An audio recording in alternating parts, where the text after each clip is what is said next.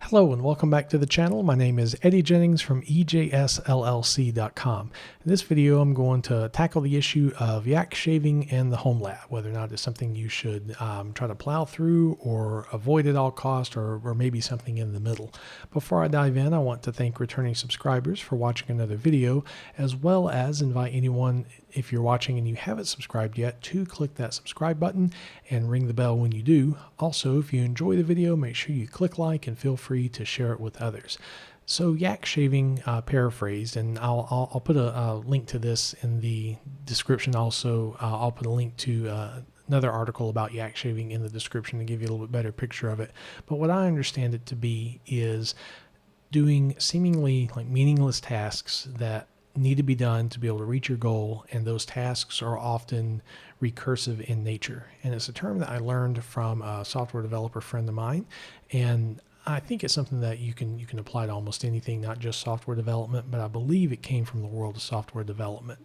And basically what it means to do is you want to do this thing. Well, to do this thing, there's something else that needs to be done first. Well, to do that thing, something else needs to be done first.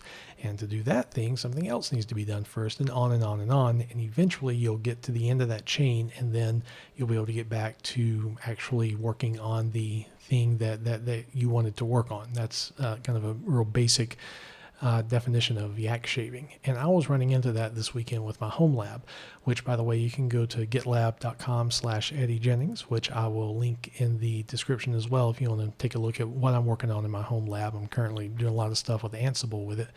And the thing I wanted to do was be able to use Ansible to deploy virtual machines in my home lab. And there were a couple of things that I wanted to do in relation to that. I wanted to be able to use Kickstart to install the operating system for my Fedora or CentOS or RHEL installations.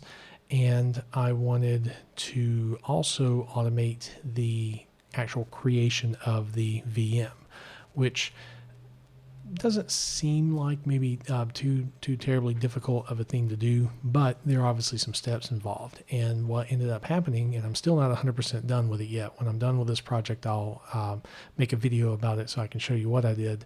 But what ended up happening was a weekend's worth of yak shaving. Of every time I think I have something that I'm ready to go with on my lab, then I realize, oh wait, I still need to do X, Y, and Z to be able to make that work.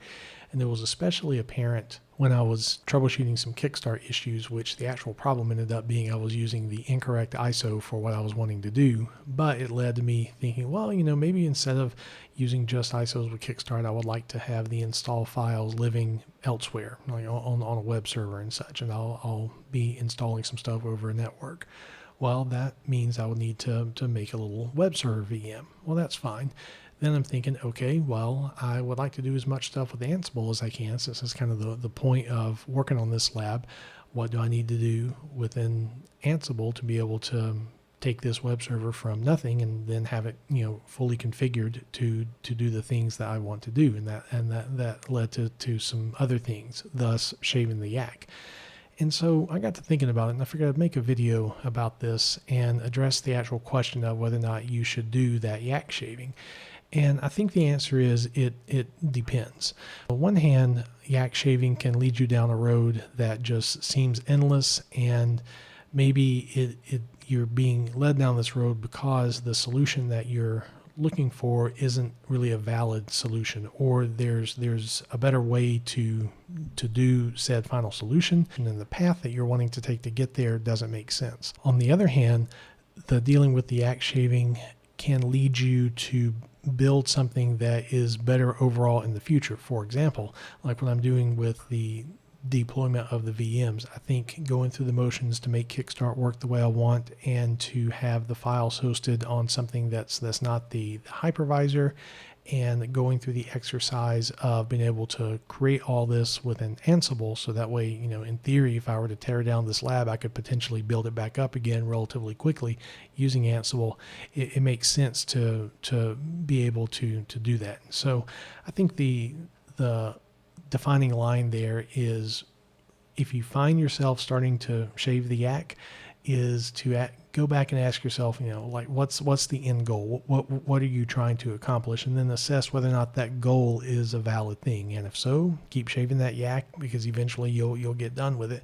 And if not, maybe you need to rethink what you're doing, and that might lead to shaving another yak, but that yak would be more worthwhile to shave than the original one that you're doing. So nothing real profound, but I think it's a sign when you do get to that yak shaving that you take the step back to look at what you're doing and ask yourself if it's worth the time. In my case, it definitely is, because there are some things I've since forgotten from my RHCE exam that I'm having to revisit with this. And there's also just some things that I'm learning to do that weren't covered in RHCE that's going to help me as far as just my general skill with working with Ansible. So hope you found the discussion at least entertaining somebody, albeit brief. I'm curious to hear about some of your encounters with yak shaving, either in software development or if you're doing stuff in your home lab, or you're building something as far as your sysadmin job. If you've ever had to deal with yak shaving, I'd love to hear the circumstances and such about it. Perhaps we can kind of trade some war stories, so to speak, with it.